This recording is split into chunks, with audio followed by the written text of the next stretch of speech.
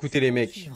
Merci beaucoup, Majib Oukacha, Alors c'est Majid, pas Majib. Il sait même pas prononcer son prénom. l'un des ex-musulmans les plus connus de France, un pionnier, l'auteur de livres critiques sur votre ancienne religion, comme par exemple ici on voit à l'image ex-musulman, hein, le livre que j'ai, le guide de survie, ou encore Sans contradiction et erreur scientifique dans le Coran. Ah, t'as fait un livre pour réfuter le Coran, très intéressant. C'est super, on va aller voir ça. En plus, apparemment, il a travaillé pendant des années, donc ça doit vraiment être pertinent. Ah, mais attends, je me rappelle, c'est pas le fameux livre où tu fais une erreur sur la page de couverture. Donc on va lire la 4e page de couverture, hein, donc le résumé. Il nous dit que sourate 4, verset 82, il y a écrit que si le Coran provenait d'un autre qu'Allah, ceux qui désobéissent devraient y trouver beaucoup de contradictions. Donc on va vérifier, on va aller lire le verset. Donc sourate 4, verset 82, ne médite-t-il donc pas sur le Coran? S'il provenait d'un autre que Dieu, ils y trouveraient certes maintes contradictions. Mais attends, c'est pas ce que t'as dit là.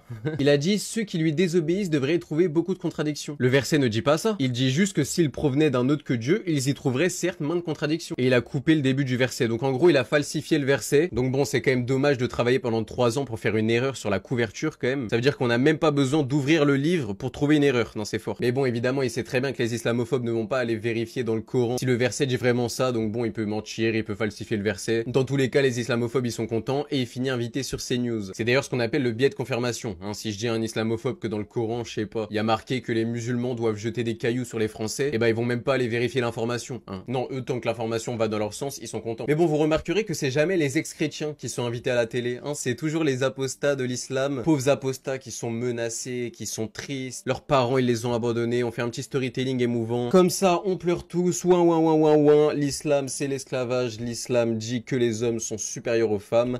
Et comme ça, derrière, les Français, ils votent RN. Voilà, salam les mecs.